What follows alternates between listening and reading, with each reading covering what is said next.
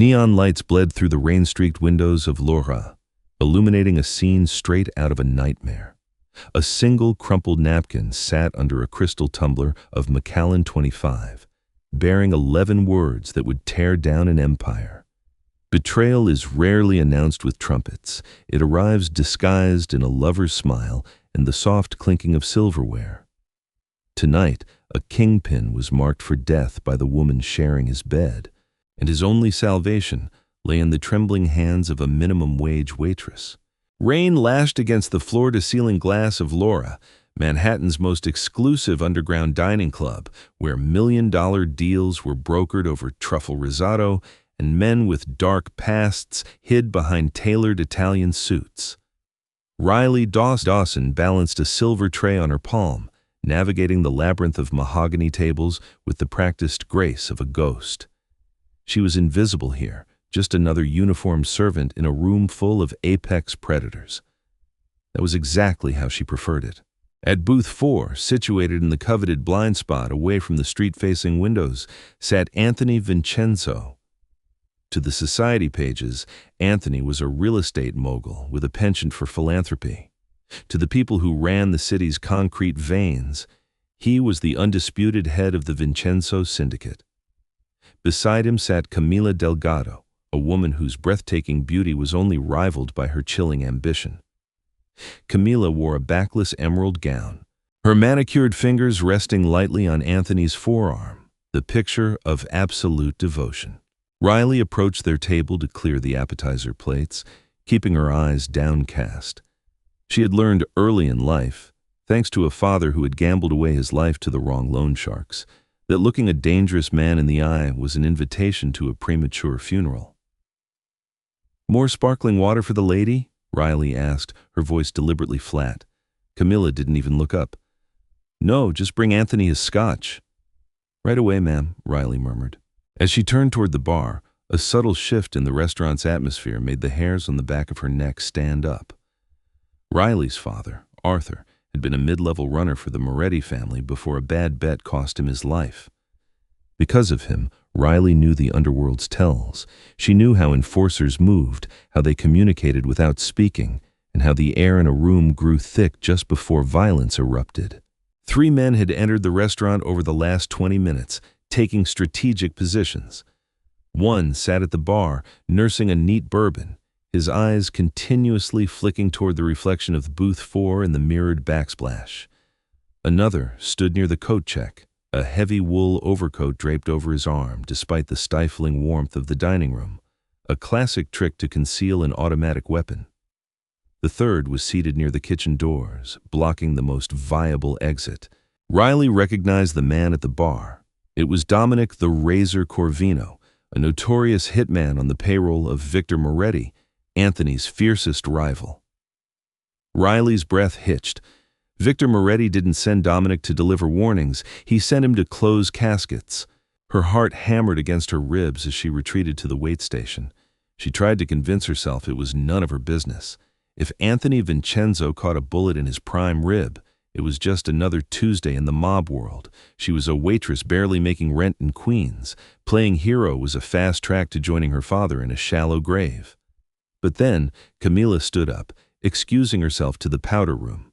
Riley, carrying a tray of fresh napkins, took the corridor leading past the restrooms to access the secondary wine cellar. As she passed the women's lounge, the heavy oak door was slightly ajar. Camilla's voice, sharp and hushed, drifted into the hallway. "Yes, Victor, I'm looking right at them," Camilla hissed into her phone. "He's completely relaxed. The perimeter is clear. I'm going to stay in the bathroom. Once I hear the first shots, I'll come out screaming. Make sure Dominic doesn't miss. I want this done tonight." Ice flooded Riley's veins. She pressed her back against the damask wallpaper, clamping a hand over her mouth. Camilla was selling him out. The woman who had been paraded around as the future Mrs. Vincenzo was orchestrating a slaughter in the middle of a Michelin-starred restaurant. Riley hurried back to the wait station, her mind racing. She poured a double shot of Macallan 25 into a heavy crystal tumbler. Her hands shook so violently the amber liquid nearly spilled over the brim.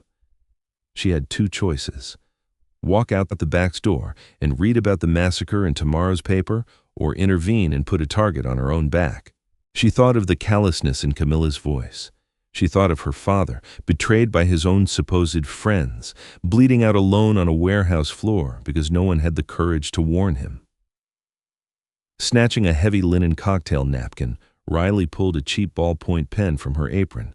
Her handwriting was a frantic, jagged scrawl as she pressed the ink into the fabric. "Your girlfriend sold you out. They're in position." She placed the napkin on her tray, set the heavy tumbler directly on top of it, and walked back into the lion's den. Anthony was staring at his phone, his broad shoulders relaxed, completely oblivious to the crosshairs resting on his back. Dominic Corvino was shifting his weight at the bar, his hand sliding slowly into his jacket. The hit was seconds away. "You're McAllen, sir," Riley said, her voice dropping an octave, infused with a sudden desperate urgency. She didn't just place the drink on the table. She slid the glass firmly onto the mahogany surface right in front of Anthony, leaning in closer than professionalism allowed. She pressed her thumb deliberately against the edge of the napkin, forcing it into his line of sight, and locked eyes with the Mafia boss for one terrifying second. "Read it," her eyes screamed. Anthony's brow furrowed in mild irritation at her breach of etiquette, but as Riley backed away, the bold ink on the white linen caught the ambient candlelight. Riley didn't wait to see his reaction.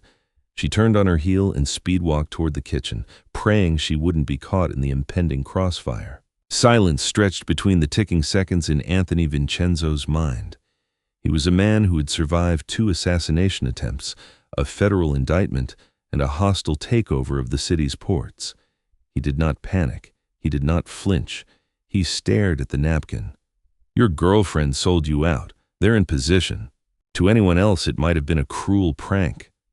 But Anthony didn't reach the top of the syndicate by ignoring anomalies. He picked up his glass, took a slow, measured sip of the scotch, and let his dark eyes drift upward, scanning the room using the reflective surface of the silver ice bucket on the adjacent table. First, he saw the man at the bar, Dominic Corvino. Anthony knew the bastard's face from a sit-down 3 years ago. Dominic's hand was buried in his jacket, his posture coiled tight.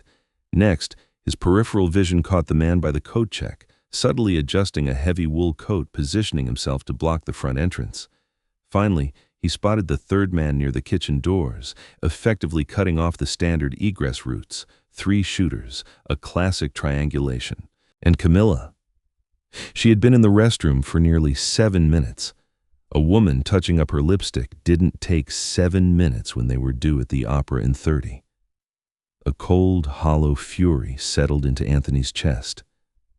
Camilla.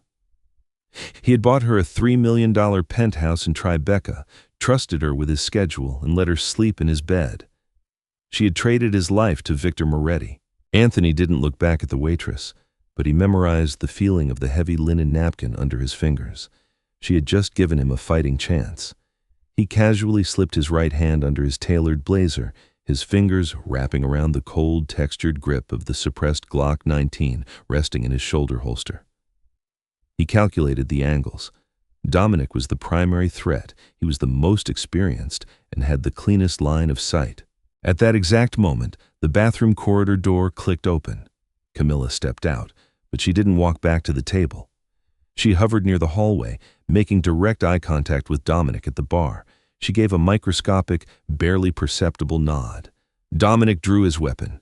Anthony moved with explosive, terrifying speed. He didn't just draw his gun, he kicked the solid oak dining table straight up, flipping the heavy mahogany wood into the air to serve as a makeshift barricade. Crack, crack, crack! The deafening roar of unsuppressed gunfire shattered the elegant ambiance of Laura. Crystal glasses exploded into glittering shrapnel. Patrons screamed, diving under tables as a barrage of bullets tore through the velvet upholstery of Booth 4, right where Anthony's chest had been a fraction of a second prior. Anthony dropped into a crouch, rolled to the side of the overturned table, and raised his Glock. He squeezed the trigger twice. Pff, pff. The hollow point rounds took Dominic Corvino squarely in the throat. The hitman gagged, his weapon clattering to the hardwood floor as he collapsed against the brass railing of the bar. "Take him down!" The man by the coat check roared, opening fire with a customized MAC-10 submachine gun. Wood splintered violently around Anthony's head. He returned fire, suppressing the second shooter, but the third man, the one by the kitchen, was advancing rapidly, flanking his position. Anthony needed an exit, and the front door was a death trap. The kitchen was his only play. He sprinted from the cover of the booth, sliding across the polished floor behind a heavy marble pillar. Bullets chewed up the plaster inches from his face. As he reloaded his magazine, he caught sight of the waitress. Riley was paralyzed in the service alcove, clutching her empty tray like a shield, her face drained of all color. The third shooter was marching right past her, his sights locked on Anthony's pillar. In 3 seconds, the shooter would have the angle, and Anthony would be pinned. Riley, acting on pure, reckless adrenaline, swung the heavy silver tray with all her might. It caught the advancing hitman across the back of the knees with a sickening crack. The man stumbled, his shot going wide and shattering a vintage chandelier above. Anthony didn't hesitate. He stepped out from cover and put a single round through the hitman's skull. The man dropped, dead before he hit the tiles. Anthony sprinted toward the kitchen doors. He grabbed Riley by the upper arm, his grip like a vice. "Move!" he barked over the screaming patrons and the relentless gunfire of the remaining shooter. I didn't," Riley stammered, entirely in shock. "You saved my life, and now you're an accessory. If you stay here, Moretti's men will peel your skin off to find out what you know. Run!" He shoved her through the swinging double doors into the chaotic kitchen. Chefs and dishwashers were already scrambling out the fire escapes. Anthony dragged Riley past the roaring stoves, weaving through stainless steel prep stations. He fired a blind shot back through the doors to keep the final gunman at bay, then slammed his shoulder into the heavy steel emergency exit at the rear of the kitchen. They burst out into the rain-slicked alleyway, the cold downpour hitting them like a physical blow. The air smelled of garbage, wet asphalt, and the sharp tang of cordite lingering on Anthony's clothes. "My car is 3 blocks down," Anthony ordered, his breathing heavy but controlled. "Keep your head down." They sprinted through the labyrinth of back alleys, sliding over slick cobblestones and dodging overflowing dumpsters. Riley's sensible work shoes splashed through deep puddles, her lungs burning. She had just assaulted a Mafia hitman. She was running with the boss of the Vincenzo family. Her normal, quiet life had ended the moment she wrote that note. They reached a discreet underground parking garage on 5th Avenue. Anthony bypassed the luxury sports cars and unlocked an unassuming armored black Chevrolet Tahoe parked in the shadows. He shoved Riley into the passenger seat, jumped behind the wheel, and gunned the engine. The Tahoe roared to life, its heavy tires squealing against the concrete as Anthony piloted the armored beast up the ramp and into the chaotic, rain-drenched Manhattan traffic, leaving the carnage of Laura far behind. Tires shrieked against the damp pavement as the black Tahoe aggressively merged onto the Brooklyn Bridge, blending seamlessly into the late-night traffic. Inside the cabin, the silence was suffocating, broken only by the rhythmic thumping of the windshield wipers and the erratic, ragged breathing of Riley Dawson. She pressed her forehead against the cool glass of the passenger window, her mind fracturing into a million jagged pieces. "What have I done?" she thought, her hands trembling so violently she had to tuck them between her knees. She had crossed Victor Moretti. Worse, she was now sitting shotgun with Anthony Vincenzo, a man whose reputation for ruthless vengeance was legendary. Anthony drove with clinical precision, his jaw locked in a rigid line. The dashboard lights cast harsh shadows across his sharp, aristocratic features. His mind was a tempest of rage and tactical calculation. Camilla. The betrayal burned like battery acid in his throat. He replayed the evening in his head, her insistence on going to Laura, her feigned stomach ache, the prolonged bathroom trip, the nod to Dominic. He gripped the leather steering wheel until his knuckles turned white. He would deal with Camilla and Victor, but first, he needed to secure his own position, and he needed to figure out exactly who was sitting in the passenger seat of his car. After 30 minutes of evasive driving to shake any potential tails, Anthony pulled into an abandoned industrial park in Red Hook. He navigated the Tahoe into a dilapidated warehouse that, from the outside, looked like it had been condemned since the 90s. Once inside, however, the heavy steel door rolled shut, revealing a pristine, high-tech garage filled with weapons caches and medical supplies. This was a black site operated by Oakhaven Holdings, one of Anthony's primary shell companies. "Get out!" Anthony commanded, throwing the car into park. Riley hesitated, staring at the dark, imposing space. "Where are we?" "Out!" he repeated, the words snapping like a whip. Riley scrambled out of the vehicle, shivering in her damp uniform. Anthony marched past her, punching a 6-digit code into a heavy reinforced door that led to an expansive, sparsely furnished safe-house apartment. The moment they were inside under the harsh glare of the fluorescent lights, Anthony turned on her. In a fraction of a second, he had his Glock unholstered and leveled directly at the center of Riley's forehead. Riley gasped, stumbling backward until her spine hit the concrete wall. "Let's skip the pleasantries," Anthony said, his voice dangerously low, devoid of any warmth. "Who do you work for?" "What?" Riley stammered, her eyes locked on the black hollow of the gun barrel. "I work for the restaurant. I'm a waitress. A waitress who happens to know Victor Moretti's men by sight. A waitress who knows exactly when a hit is going down, identifies the triangulation, and decides to warn the target instead of running out the back door." Anthony took a slow, menacing step forward. "Try again. Are you federal? Or did Victor plant you there as a failsafe?" "I don't know what you're talking about," Riley cried, tears of pure terror finally spilling over her eyelashes. "I overheard her. Camilla.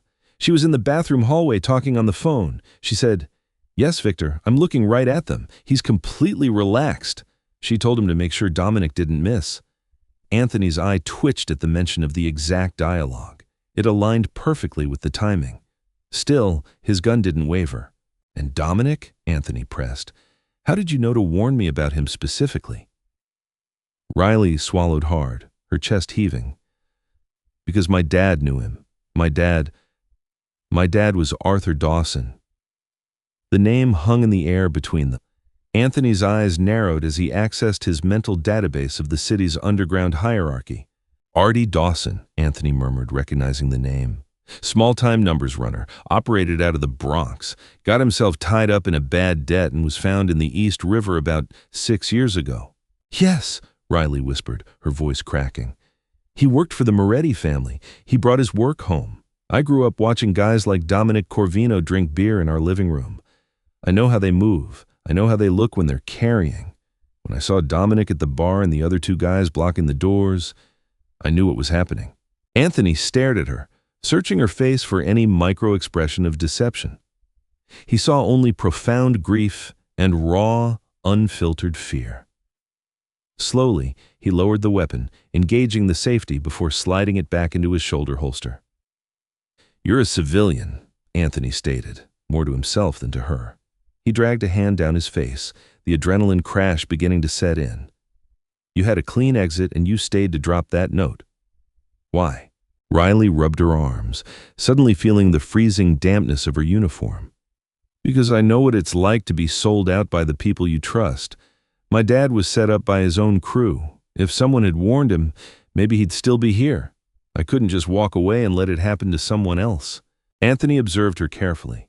In a world defined by deceit, where his own lover had just tried to put a bullet in his brain, this terrified waitress in a rain-soaked uniform had acted out of pure, foolish morality. It was an anomaly he didn't quite know how to process. He walked over to a metal cabinet, pulled out a heavy wool blanket, and tossed it to her. "Dry off. There's a bathroom down the hall." Riley caught the blanket, wrapping it tightly around her trembling shoulders. "What happens now?" "Now?" Anthony walked toward a sleek black communications terminal in the corner of the room, his eyes hardening as the image of Camilla's face flashed in his mind. The subtle nod she gave Dominic. The coldness of it all. Now, Victor Moretti and Camilla Delgado are going to learn what happens when you strike at the king and miss. He picked up a secure satellite phone, dialing a number memorized long ago. He glanced back at Riley, his expression unreadable. "You're dead, Riley Dawson," Anthony said flatly. "As far as the world is concerned, you caught a stray bullet in the chaos at Laura. Until I wipe Moretti off the map, you belong to me. Riley clutched the blanket, realizing with a sinking dread that escaping the restaurant was only the beginning. She had just traded one nightmare for another, locked in a vault with a Mafia boss whose thirst for blood had only just been awakened. Dawn broke over the Brooklyn Navy docks in a bruised palette of purple and gray, casting long, fractured shadows across the reinforced concrete of the safe house. Riley Dawson sat cross-legged on a leather tactical cot, drowned in an oversized black cashmere sweater Anthony had tossed her from a vacuum-sealed go-bag. She clutched a mug of bitter black coffee, her eyes fixed on the man who was systematically disassembling and cleaning a Sig Sauer P226 at the Steel Kitchen Island. Anthony Vincenzo hadn't slept. He moved with the terrifying mechanical precision of a predator calibrating its claws. The bespoke Italian suit jacket was gone, his crisp white dress shirt rolled up to the elbows, revealing ink. A sprawling, intricate map of Sicilian omertà, vows wrapped around his forearms, bleeding into the heavy gold face of his Patek Philippe Nautilus watch. A heavy, rhythmic pounding on the reinforced steel door shattered the silence. Riley flinched, spilling hot coffee onto her knuckles, but Anthony didn't even look up from his weapon. He pressed a button under the island countertop. The door rolled open, admitting 3 men carrying heavily reinforced Pelican cases. Leading the pack was a man built like a Sherman tank, wearing a tailored charcoal overcoat that struggled to contain his broad shoulders. His face was a map of old scars, and his pale blue eyes swept the room with clinical detachment before locking onto Riley. "Declan," Anthony said, slamming the slide of the Sig Sauer into place. "Tell me the streets are burning." Declan O'Connor, Anthony's underboss and chief enforcer, unbuttoned his coat and tossed a thick manila folder onto the steel counter. "The streets are confused, boss. The NYPD has Laura locked down behind a mile of yellow tape, 3 bodies in the morgue, including Corvino. The media is running wild, but Victor Moretti is playing it beautifully. He tipped off the feds that it was a cartel hit." "Misdirection." "And Camilla?" Anthony's voice was venomously soft. Declan grimaced, a flash of genuine hesitation crossing his hardened features. He reached into his pocket and pulled out an iPad, tapping the screen before sliding it across the island. "She went on the morning news an hour ago, Anthony. She's playing the grieving widow." Anthony stared at the screen. Riley, drawn by a morbid curiosity, slowly stood up and walked closer. On a high-definition display, Camila Delgado sat in a pristine news studio, dressed in a somber, high-necked black Chanel dress. She was weeping, dabbing at her perfectly mascaraed eyes with a tissue. "Anthony was a legitimate businessman," Camilla sobbed to the anchor, her voice trembling with expertly crafted devastation. "He was targeted by ruthless criminals. I was in the restroom when the shooting started. I heard the gunshots, and when I came out, he was gone. They took him. I just want the police to find whoever did this to the man I love." A profound, sickening silence filled the safe house. Riley felt a cold knot twist in her stomach. The audacity was staggering. Camilla wasn't just covering her tracks. She was using the public spotlight to force Anthony into hiding. If he emerged now and retaliated, he would prove he was the mobster the police suspected him of being, justifying the hit. If he stayed hidden, Victor Moretti would absorb his territory within the week. "She emptied the Cayman national accounts at 4 a.m., Declan continued, his voice tight. 32 million in untraceable bearer bonds and cryptocurrency, funneled through a dozen shell corporations before we could freeze the routing numbers. She's been planning this for months, Anthony. She didn't just sell you to Moretti, she financed the war." Anthony calmly reached out, picked up the iPad, and smashed it face down against the steel counter. The glass spiderwebbed with a violent crunch. "Get the capos on a secure line," Anthony ordered, his composure completely unbroken despite the destruction of the screen. "I want every Moretti gambling front, every union boss he owns, and every drug shipment he has coming into the tri-state area cataloged by noon. We are going to bleed Victor dry before we put a bullet in his head." Declan nodded, but his pale eyes drifted back to Riley, narrowing with deep suspicion. "And what about the stray? You broke protocol bringing a civilian to Oak Haven." Anthony didn't turn around. She's the reason I'm not lying on a slab next to Dominic Corvino. She stays. She's a ghost now. She's a liability, Declan countered coldly. If she gets made, Moretti will use her to find us. Her father was Artie Dawson. I remember the guy. Weak stomach, talked too much. She's Moretti collateral. Riley's pulse hammered against her eardrums. She stepped forward, her bare feet cold against the concrete floor. My father was a pawn, just like you think I am, she said, her voice shaking but carrying a sudden desperate edge. But he wasn't stupid, and neither am I. Both men stopped, turning their formidable attention toward her. Artie ran numbers for Moretti, Riley continued, forcing herself to look Declan in the eye. But he also ran the ledgers for their import front out of Newark. When I was a teenager, he used to hide the flash drives in my math textbooks.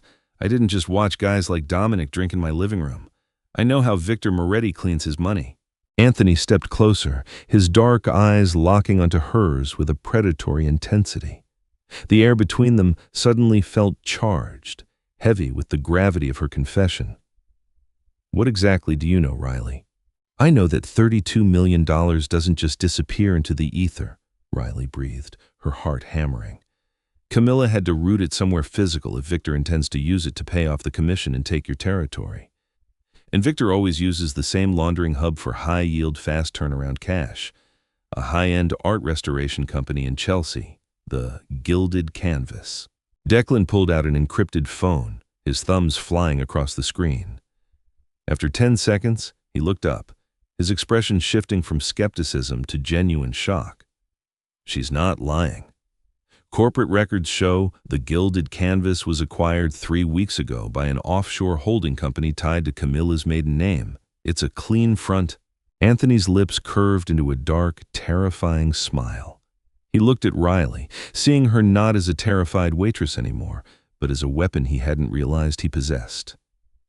Declan, Anthony said, his gaze never leaving Riley's. Load the rifles. We're going to an art gallery. Midnight draped over Chelsea in a thick blanket of fog, muffling the distant sirens and the low hum of city traffic. The upscale art district was completely deserted, the cobblestone streets slick with a fresh coat of drizzle. The Gilded Canvas sat at the corner of 24th and 10th Avenue, its opaque frosted windows giving nothing away. To the casual observer, it was a high-end studio catering to billionaire collectors. To Anthony Vincenzo, it was the financial artery pumping life into Victor Moretti's coup. Anthony's armored black Tahoe idled in an alleyway 2 blocks down, the engine emitting a low, vibrating purr. In the back seat, Riley sat wedged between a Kevlar vest and a crate of incendiary grenades, her knees pulled to her chest. She was terrified, yet adrenaline coursed through her veins, keeping her hyper-aware of every sound. "You stay in the vehicle," Anthony commanded, adjusting the straps of a lightweight tactical vest over his black combat sweater. He racked the slide of a modified Heckler & Koch MP5 submachine gun. "The doors will lock automatically when I close them. The glass can take a .50 caliber round. Do not open it for anyone but me or Declan." Riley nodded, her throat too dry to speak. She watched as Anthony locked eyes with her for a brief second. In the dim light of the cabin, the coldness in his demeanor seemed to crack, just slightly, revealing a flash of genuine protectiveness. "I'll be back," he said softly, a stark contrast to the violence he was about to unleash. He slipped out of the Tahoe, melting into the fog where Declan and 4 heavily armed Vincenzo enforcers were waiting. They moved like phantoms down the alleyway, communicating through micro earpieces, their tactical boots making no sound against the wet pavement. Inside the gallery, the scene was far from a quiet night of art restoration. In the heavily fortified basement vault, 6 of Victor Moretti's top earners were scrambling. Tables were covered in stacks of $100 bills, bearer bonds, and gold Krugerrands. At the center of it all stood Sal the Butcher Rossi, Victor's right-hand accountant, screaming into a burner phone. "I don't care what the wire transfer says. We need the cash bundled and moved to the Teterboro hangar by 2 a.m., Sal roared. "Camilla's money needs to be distributed to the precinct captains before the sun comes up, or the cops are going to start asking real questions about Laura." Sal didn't get to finish his sentence. The reinforced steel door of the basement didn't just open, it was violently breached by a shaped C4 charge. The explosion deafened everyone in the room, filling the vault with a blinding flash of white light and thick, choking smoke. Before the Moretti men could even reach for the weapons holstered at their hips, Anthony and his crew breached the threshold. The firefight was incredibly brief and ruthlessly one-sided. Anthony moved with surgical lethality, his MP5 coughing out controlled bursts of suppressed fire. 3 of Moretti's men dropped before the smoke even began to clear, their chests perforated by hollow point rounds. Declan flanked the right side of the room, taking down 2 more guards with a tactical shotgun, the concussive blasts echoing brutally in the confined space.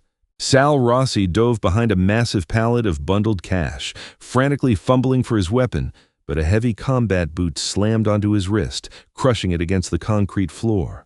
Sal screamed, dropping his gun. Anthony stood over him, the barrel of his MP5 aimed directly between Sal's terrified eyes. The smoke curled around Anthony's silhouette, making him look like the Grim Reaper incarnate. "Hello, Sal," Anthony said, his voice entirely devoid of emotion. "I hear you're managing my fiancé's portfolio." "Anthony," Sal choked out, spitting blood. "We thought you were dead. Victor said—" "Victor talks too much. It's a bad habit," Anthony interrupted, crouching down so he was eye level with the trembling accountant. "Where is Victor? And where is Camilla?" "I don't know," Sal sobbed. "I swear to God, Anthony, they don't tell me where they sleep. I just move the paper." Anthony sighed, pressing the hot muzzle of the gun hard against Sal's forehead. "You have exactly 5 seconds to become useful to me, Sal, or Declan is going to paint this vault with your brains. 1, 2. "Teterboro!" Sal shrieked, his eyes rolling back in terror. "Teterboro Airport, Hangar 4. Victor is chartering a private flight for Camilla tonight. He's getting her out of the country until the heat dies down. She's taking a secondary hard drive with the rest of the offshore account passwords. If she gets on that plane, the money is gone forever." Anthony's jaw tightened. He pulled the gun back, but before Sal could exhale a breath of relief, Declan struck the accountant in the temple with the heavy stock of his shotgun, knocking him out cold. "Grab the bonds, burn the cash," Anthony ordered, turning his back on the unconscious man. His crew moved efficiently. They shoved millions in bearer bonds into heavy duffel bags, then poured chemical accelerant over the mountains of loose currency and ledgers on the tables. Declan tossed a road flare onto the pile, and instantly the room was engulfed in a roaring, blinding inferno. Anthony exited the burning gallery and sprinted back through the fog to the armored Tahoe. He threw open the door, tossing a heavy duffel bag into the back seat next to a flinching Riley, before sliding into the driver's seat. "Are you okay?" Riley asked, her voice breathless as she scanned him for blood. "I'm fine," Anthony grunted, throwing the SUV into drive and tearing out of the alleyway just as the first wail of fire engines echoed in the distance. He glanced at her through the rearview mirror, his adrenaline still running hot. "Your intel was perfect. We crippled his treasury." "Where are we going now?" Riley asked, clutching the strap of the duffel bag, which radiated the faint smell of smoke and gunpowder.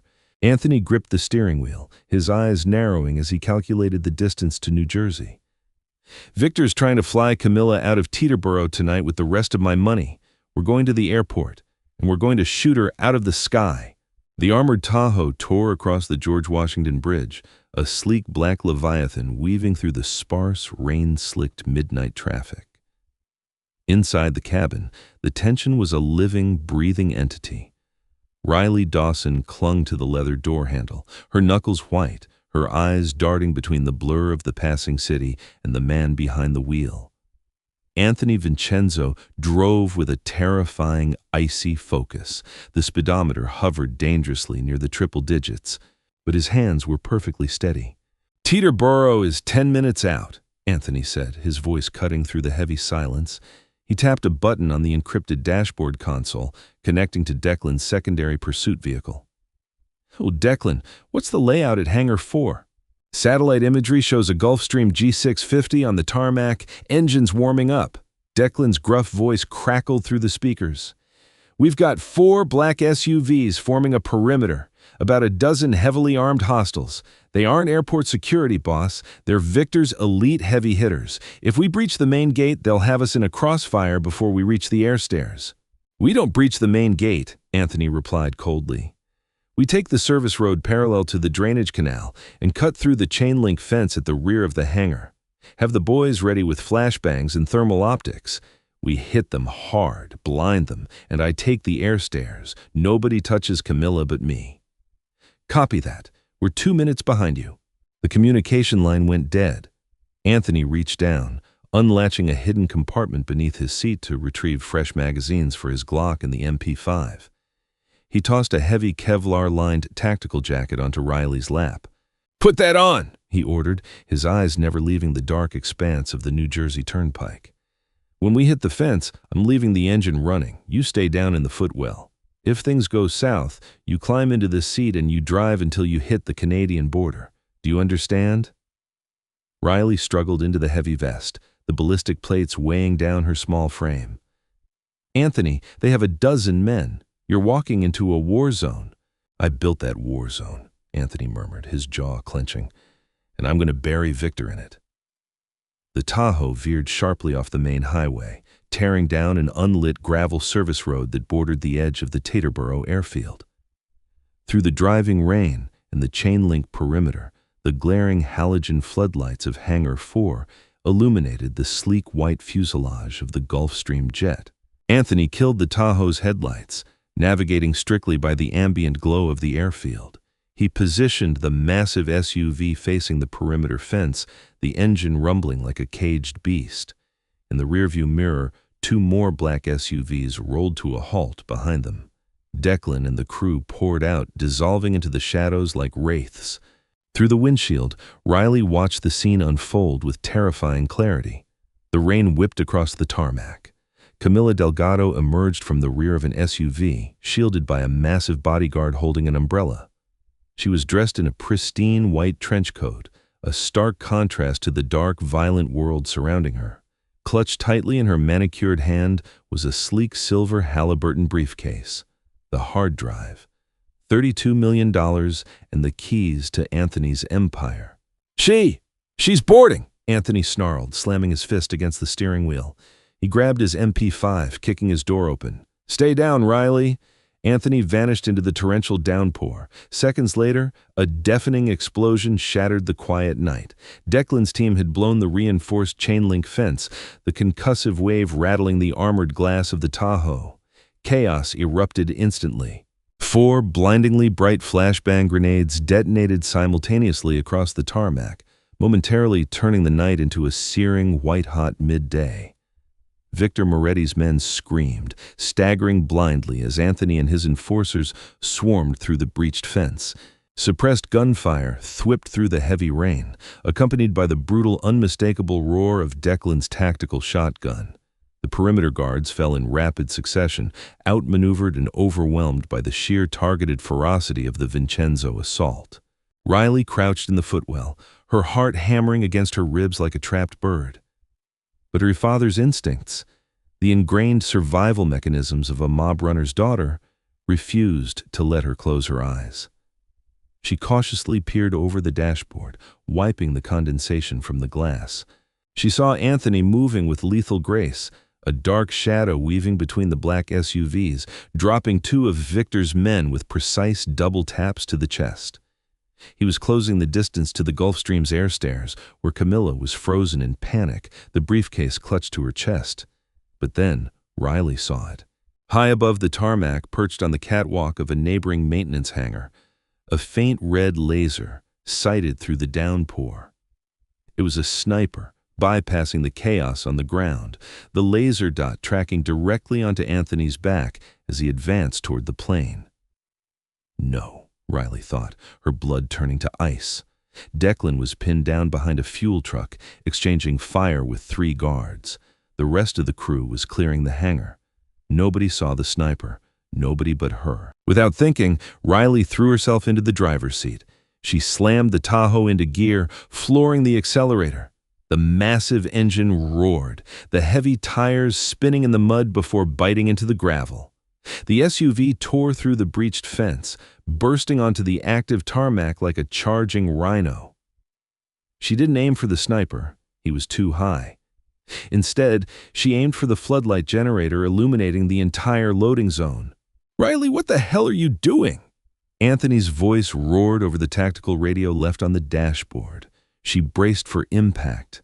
The armored front grille of the Tahoe smashed into the heavy industrial generator at 60 miles an hour. The crunch of twisting metal was deafening. The generator exploded in a shower of blue sparks, and instantly, Hangar 4 plunged into absolute pitch-black darkness.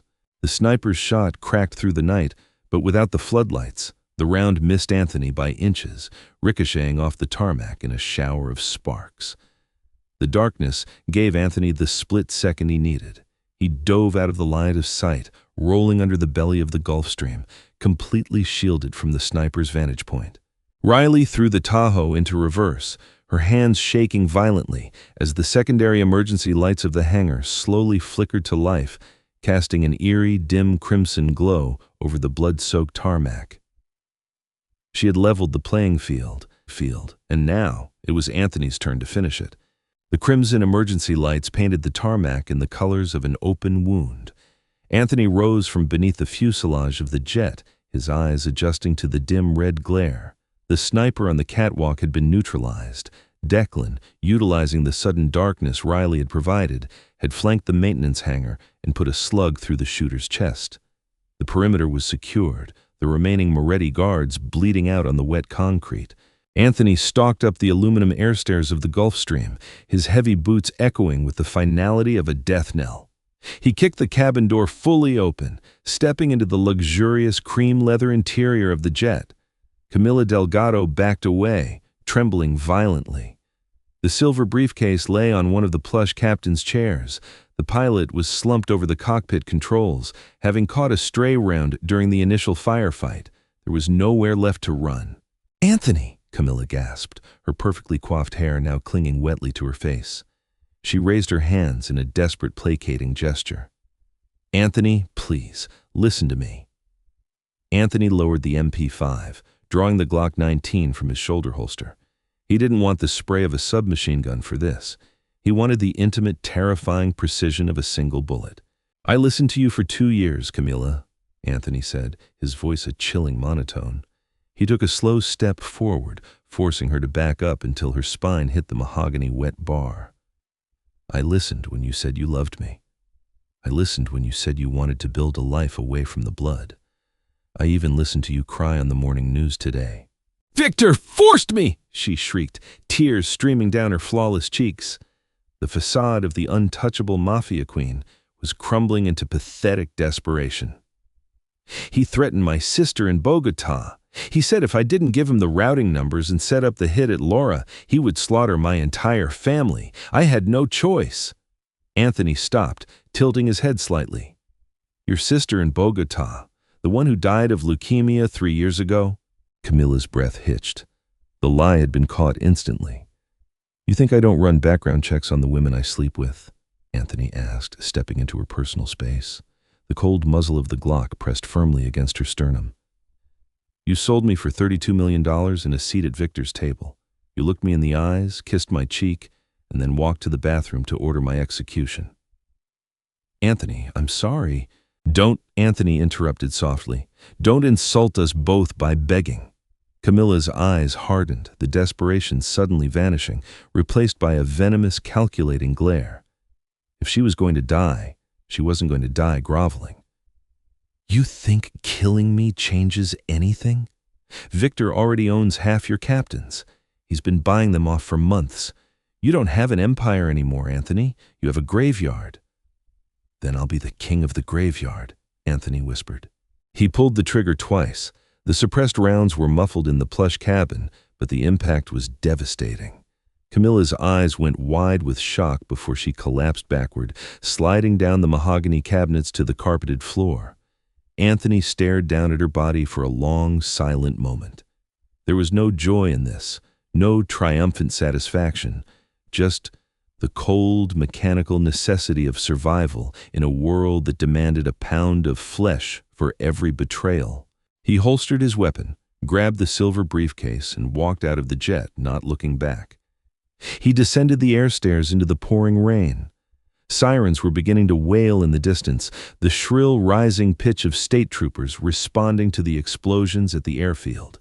Declan was already waving him toward the vehicles.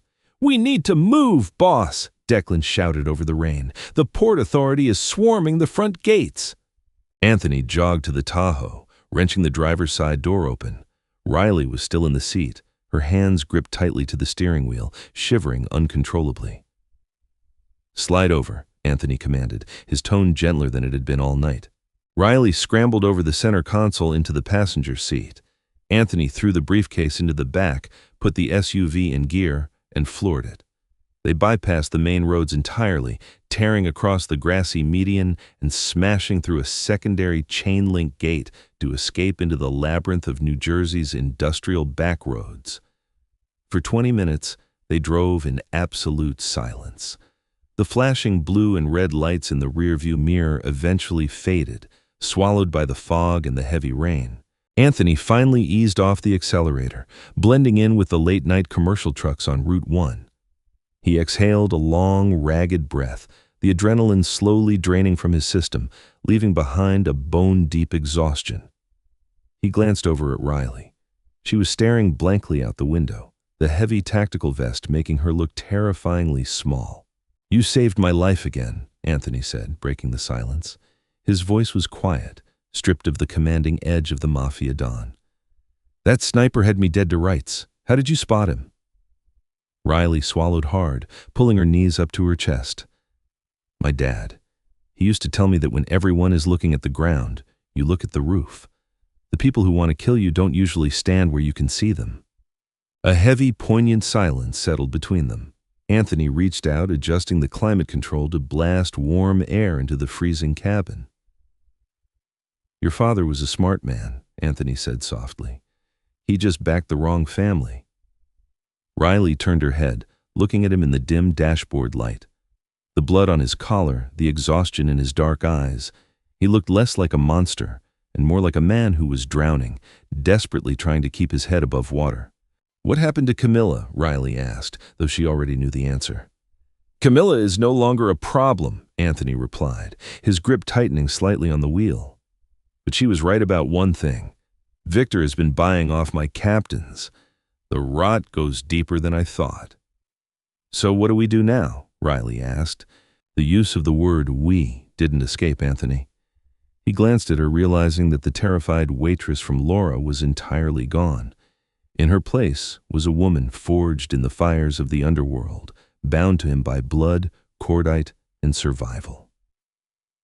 "Now," Anthony said, his eyes reflecting the yellow glare of the highway lights, "we open this briefcase, we reclaim the money, and we burn Victor Moretti's empire to the ground, brick by bloody brick." The storm that had battered New Jersey finally began to break as the armored Tahoe crossed back into Manhattan, the early morning light bleeding through the heavy clouds in streaks of bruised purple and gold. Anthony Vincenzo bypassed his usual strongholds, instead navigating toward the Four Seasons private residences in downtown Manhattan. He owned the penthouse under the name of a defunct shell corporation, a $50 million ghost property suspended in the clouds, designed specifically for a day when the entire city turned against him. The private elevator opened directly into a sprawling, minimalist living space encased in floor-to-ceiling glass. The city stretched out below them, a grid of glittering lights oblivious to the blood that had been spilled in its shadows. Anthony dropped the silver Halliburton briefcase onto a massive slab of Calacatta marble that served as the kitchen island. He stripped off his tactical vest, his white dress shirt stained with grease, rain, and the unmistakable rust-colored smears of violence. He poured 2 glasses of neat bourbon from a crystal decanter, sliding one across the cold stone to Riley. She took it with trembling hands, the heavy tactical jacket slipping off her shoulders to pool on the floor. She took a long, burning swallow, welcoming the fire that chased away the damp chill in her bones. 10 minutes later, the private elevator chimed. Declan stepped out, looking like a gargoyle carved from pure exhaustion, flanked by a wiry young man carrying a stack of high-end laptops. This is Fisk, Declan grunted, gesturing to the tech specialist. Best decryptor on the payroll. If the money is in that briefcase, he'll find it. Fisk didn't waste time with pleasantries. He popped the latches on the silver briefcase, revealing a sleek military-grade solid-state drive nestled in custom foam. He connected it to his rig, his fingers flying across the mechanical keyboard in a blur. For 20 minutes, the only sound in the penthouse was the frantic clicking of keys and the low hum of the city below. Then Fisk stopped, dragging a hand down his pale face. I'm locked out. It's AES 256 encryption, but there's a secondary manual cipher block, a localized password prompt. If I run a brute force program, the drive's failsafe will trigger and wipe the $32 million into unrecoverable 0 bytes. I need the seed phrase. Anthony's jaw tightened, the muscles ticking in his cheek. Camilla had taken the seed phrase to her grave. The money was a hair's breadth away, yet completely unreachable. Without it, the captains Victor had bought would remain loyal to the Moretti family. Riley set her glass down, moving closer to the screens. The prompt blinking on the monitor was a simple, empty text box, but right above it was a strange string of letters and numbers. BMT 1998-4. Let me look at that, Riley murmured, her brow furrowing. Fisk scoffed, glancing at Anthony. Boss, this isn't a crossword puzzle. It's a cartel-level security measure. Shut up and let her look, Anthony snapped, his dark eyes fixed on Riley's face. He had learned the hard way that ignoring her instincts was a fatal mistake. Riley stared at the string of characters. My dad, she said slowly, the memories of a childhood spent surrounded by cigar smoke and illicit ledgers flooding back. When my dad ran numbers for Sal Razi, he used to complain about Sal's obsession with horse racing. Sal didn't trust computers. He trusted thoroughbreds. Sal is Victor's accountant, Declan noted, stepping closer. He built the financial infrastructure for this coup. Exactly, Riley said, her heart accelerating. She pointed at the screen. BMT stands for Belmont. 1998 is the year. 04 is the 4th month, April. She turned to Anthony. Sal based all his old lockbox codes on winning horses from specific races. If he built the cipher for Victor's offshore accounts, he used the same logic. He's a creature of habit. What horse won the Belmont Stakes in April of 1998? Fisk's eyes widened. He immediately opened a browser window, his fingers clattering over the keys. Belmont, 1998. The winner was a horse named Silver Charm. Fisk typed Silver Charm into the empty text box and hit enter. The screen froze for a torturous second. Then, a green progress bar flashed across the monitor, followed by a cascading waterfall of routing numbers, Cayman Island bank accounts, and cryptocurrency wallets. Holy hell, Fisk breathed. We're in. 32 million, fully accessible. Declan let out a low whistle, looking at Riley with a newfound grudging respect. I'll be damned. The stray just bought us our army back. Transfer the funds immediately to our secondary holding accounts, Anthony ordered Fisk, though his eyes remained locked on Riley. The intensity in his gaze made the breath catch in her throat. She wasn't just a survivor anymore. She was an architect of his resurrection. Boss, there's something else on this drive, Fisk interrupted, opening a hidden directory. It's not just financials. It's Victor's itinerary, an hour-by-hour breakdown of his movements. Anthony leaned over the marble island. Where is he right now? Fisk tapped the screen. He's at his private estate in Oyster Bay, and according to this, he's hosting a breakfast summit at 6 a.m. with the heads of the 5 families. He's planning to announce your death and claim the commission. Anthony glanced at his Patek Philippe watch. It was 4:15 a.m. A dark, terrifying smile curved Anthony's lips. The exhaustion seemed to bleed out of him, replaced by a chilling, predatory anticipation. He looked at Declan. Victor wants to throw a coronation. Let's bring the fireworks. I'll get the tactical teams mobilized, Declan said, already dialing his encrypted phone.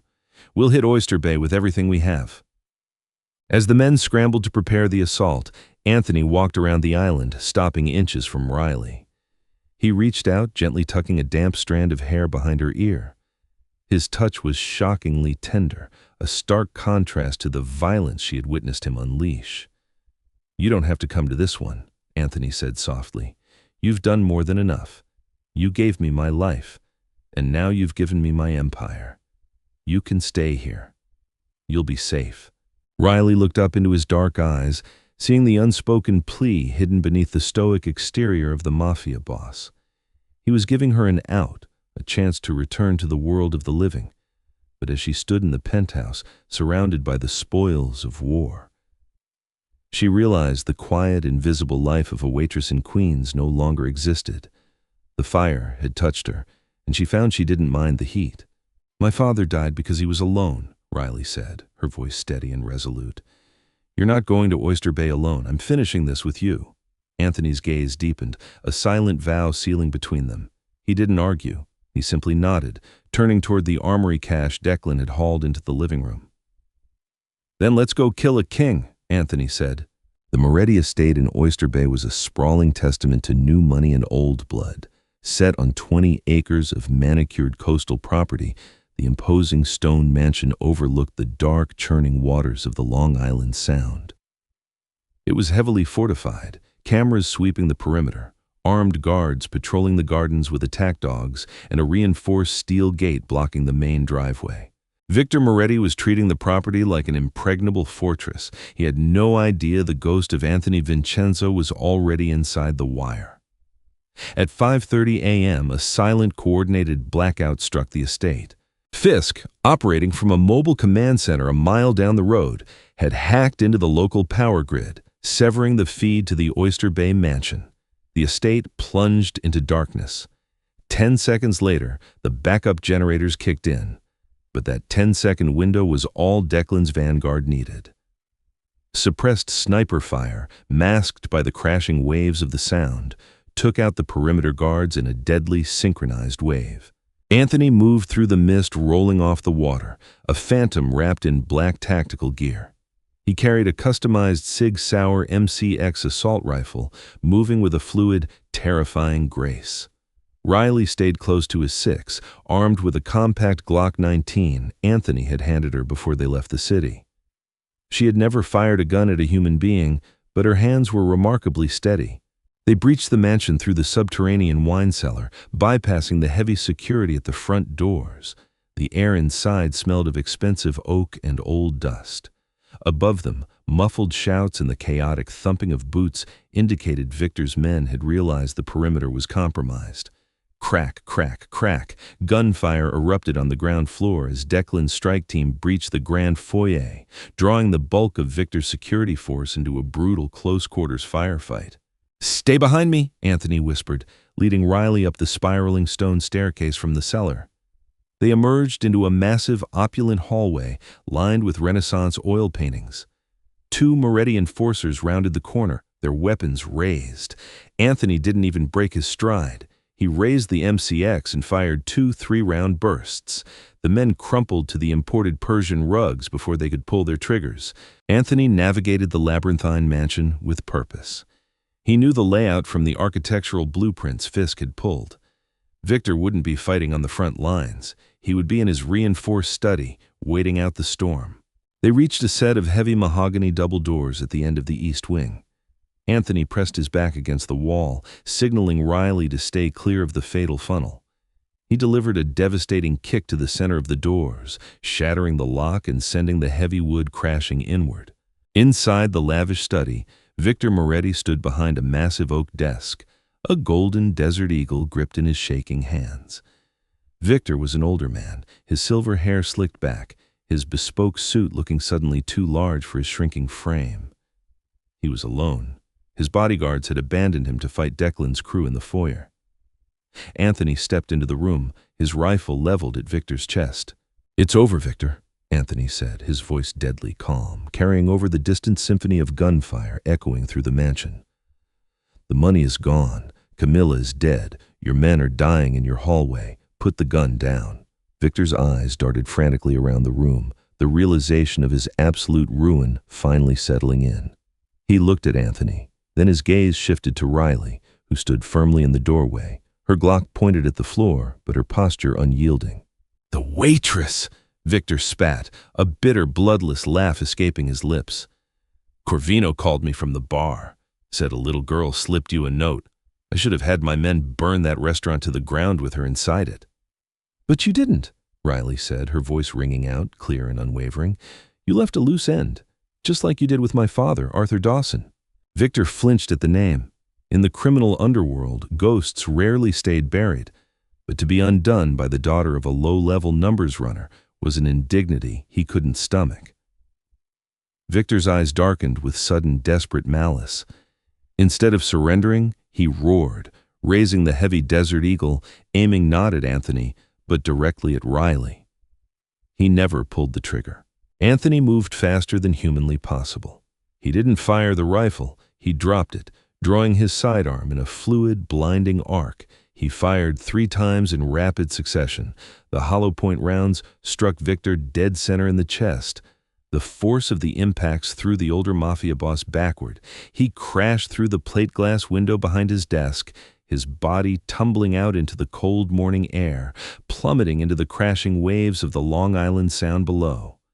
Silence descended upon the study, save for the howling wind whipping through the shattered window.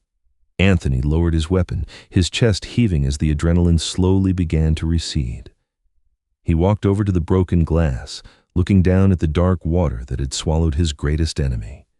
The war was over. The crown was secured. He turned around to face Riley. She was still standing in the doorway, the Glock lowered, her eyes wide but fearless. She had walked through the fire with him, matching his darkness stride for stride. Anthony crossed the room, closing the distance between them. He gently took the gun from her hands, placing it on a side table. Then he reached out, pulling her flush against his chest. Riley exhaled a shaky breath, wrapping her arms around his waist, burying her face in the crook of his neck. He smelled of rain, cordite, and survival. "It's done," Anthony whispered into her hair, his arms tightening around her, anchoring her to him. "You're safe." Riley pulled back slightly, looking up into the eyes of the most dangerous man in New York. She knew the police would be arriving soon, that the cleanup would take months, and that the underworld would whisper about this night for decades. They would whisper about the king who was betrayed and the waitress who became a queen. "I know," Riley replied, a faint confident smile touching her lips. "We both are." Together, they walked out of the shattered study, leaving the ruins of the Moretti Empire behind them, stepping into the dawn of a new reign. If this adrenaline-fueled journey into the dark and dangerous world of the Vincenzo Syndicate kept you on the edge of your seat, don't let the story end here. Hit that like button to show your support and share this video with your friends who love high-stakes mafia romance, shocking betrayals, and plot twists that leave you breathless. Want more gripping real-life-inspired dramas and intense storytelling? Make sure to subscribe to the channel and ring the notification bell so you never miss an upload. Drop a comment below. What was your favorite twist? See you in the next thrilling story.